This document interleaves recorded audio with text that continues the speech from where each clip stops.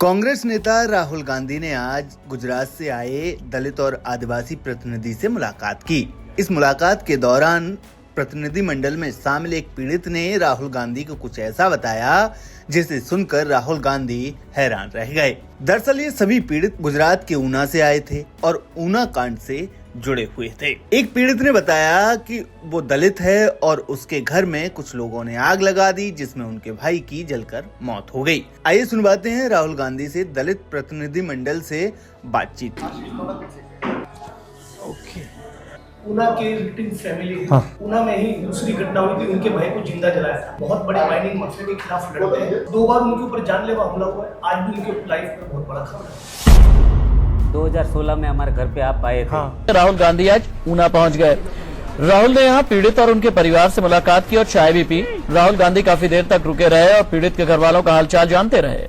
न्याय के लिए आप हमारे घर पे आए, सभी परिवार को मिले, आश्वासन दिया। आज 10 साल के बाद भी हमारे साथ कोर्ट के अंदर अन्याय हुआ है। हमारे सभी परिवारों का जीवन में पूरा खतरा है। सीएम आनंदीबेन मुख्यमंत्री थे, घर पे आए, हम सभी को आश्वासन दिया था आपको जमीन मिलेगी, आपको नौकरी मिलेगी, आपका घर का प्लॉट मिलेगा, आपको आवास मिलेगा। लेकिन आज 10 साल हो गया है, एक भी हमारी मांग पूरी नहीं है। 43 आरोपी थे, उसमें से एक एक्सपायर्ड हो गया था जो पुलिस वाला था। पुलिस को भी कोर्ट ने रिहा कर दिया।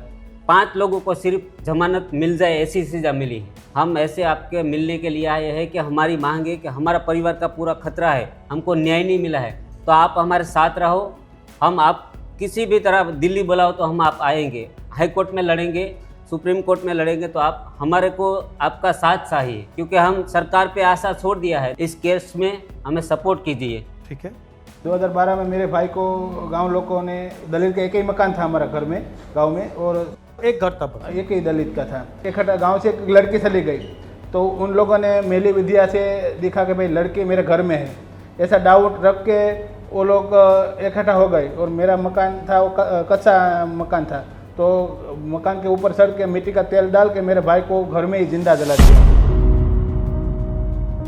और लड़की थी नहीं वहाँ पे? वो लड़की तो कहीं दूसरे काम से कहीं बाहर गई थी, ऐसा था। अच्छा, फिर वापस लौट गई वो? हाँ, वो फिर वापस आ गई। उसकी तो अब शादी हो गई।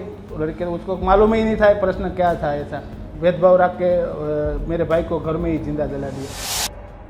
फिर गांव में एक ही मकान था हमारा, तो हम वहाँ कैसे रहेंगे?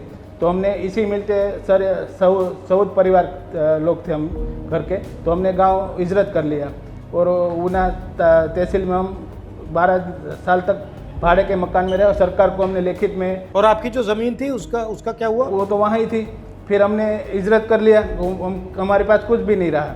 जो हिजरत का नियम है सरकार का कि भाई हिजरत जाहिर सरकार करती है तो उसके बाद उसकी फैसिलिटी मिलनी चाहिए, पर आज दिन तक अभी तक हमको फैसिलिटी मिली नहीं। हमने सरकार को रजूआत कुछ करे तो हमको 18 दिन तक जेल में रख देते हैं, जूनागढ़ सेंटर जेल में, कि इन लोगों को हम कुछ भी सुविधा नहीं देंगे। आपने क्या गलती की है? मतलब बस वो सरकार ने क्यों इसको हमारे गांव में भेजा, ऐसा वो गलती हमारी। और हम दलित समाज के हैं, इसलिए वो गांव में हमको कुछ भी सुविधा आज भी नहीं देने चाहिए। इसी प्रकार से महेश भाई मकवाड़ा इतना भयंकर मारे कि 6 महीने उनको अस्पताल में रहना पड़ा। फायरिंग की उनके ऊपर और आज भी उनकी जान के ऊपर। 19 फ्रैक्चर है मेरे को। 19 फ्रैक्चर?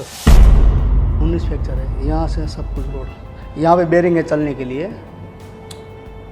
तो उसके सामने मैं बहुत बड़ा मूवमेंट करता हूँ। मैंने हाई कोर्ट में, सुप्रीम कोर्ट तक मैं लड़ा हूँ, तो उस हिसाब से मेरे पर 2 बार फायरिंग हुआ, एक बार खूनी हमला हुआ। और बाद में अभी उसने क्या किया, मैं झुक नहीं रहा था तो वो लोग ने मेरे पर अभी गुस्सी कोट करके मेरे को जेल में डाल दिया। 15 महीना में जेल में रहा और 15 महीने इतना टॉर्चर किया जेल में कि इसकी बात मत करो, क्योंकि जो मेरे को चाहिए जेल में, जो जेल में के जो प्रमाण मिलना चाहिए जेल में, वो भी मेरे को नहीं दे रहे थे वहाँ पे।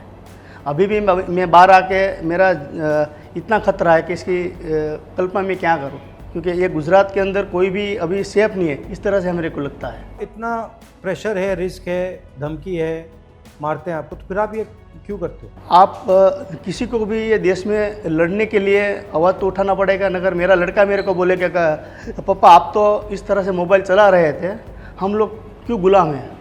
तो मेरे को आज़ादी चाहिए, तो आज़ादी के लिए हम लोग लड़ते हैं और हम लोग संविधान बचाने के लिए लड़ रहे हैं, अभी संघर्ष कर रहे हैं।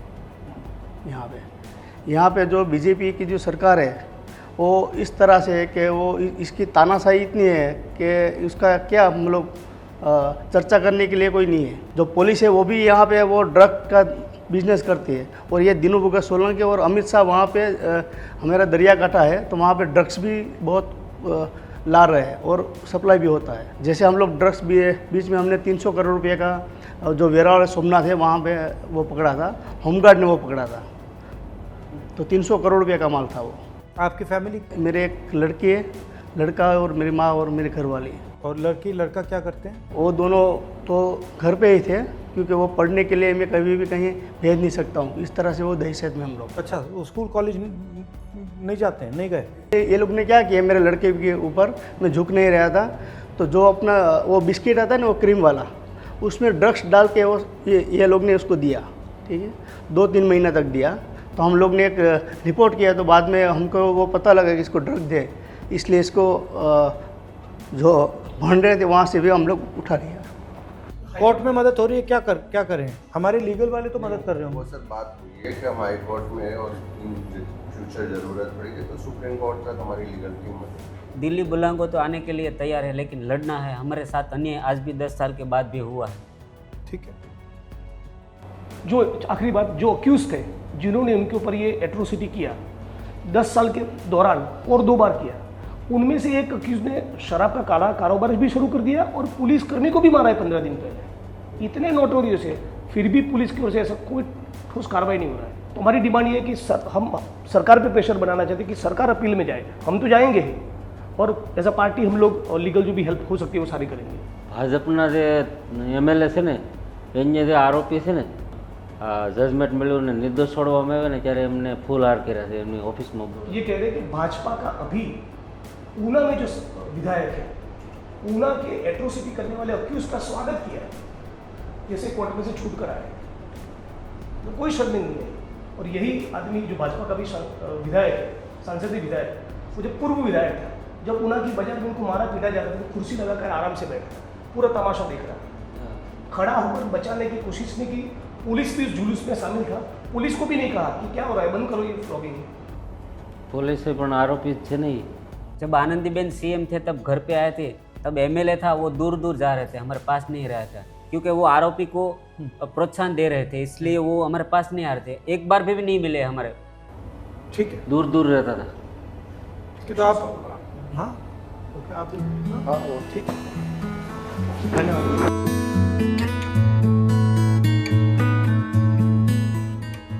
जब तक आपके लोग ब्यूरोक्रेसी में, पुलिस में, जुडिशरी में नहीं आएंगे तब तक आपका फायदा नहीं होने वाला। यही आपकी रक्षा करता है और ये लगे हुए हैं, मैं बता रहा हूं, ये लगे हुए हैं इसको खत्म करने में, क्योंकि इस बात को मानने को तैयार नहीं है कि हिंदुस्तान के हर नागरिक को 1 वोट मिलना चाहिए। यही लड़ाई, मगर मेन बात है भैया, इसको हम सब इसकी रक्षा करेंगे, इसको नहीं छोड़ना हम, क्योंकि इसकी रक्षा में हिंदुस्तान के गरीबों की, किसानों की, मजदूरों की, सबकी रक्षा। जिस दिन ये गायब हो गया उस दिन कुछ नहीं बचेगा। बता दें कि राहुल गांधी ने दलित प्रतिनिधि मंडल से बातचीत का एक वीडियो अपने ट्विटर हैंडल पर शेयर किया है। राहुल गांधी ने वीडियो शेयर करते हुए लिखा कि ऊना की चीख आज भी इंसाफ के दरवाजे पर दस्तक दे रही है। बीते 10 सालों से पीड़ित न्याय के लिए दर दर भटक रहे हैं। अपमान, हिंसा और हत्या बीजेपी शासित गुजरात में दलितों, आदिवासियों की यही हकीकत बना दी गई है। मोदी जी के इसी असंवैधानिक और अन्यायपूर्ण मॉडल को पूरे देश पर थोपा जा रहा है। ये वीडियो आपको कैसा लगा हमें कमेंट करें और बताएं। नमस्कार।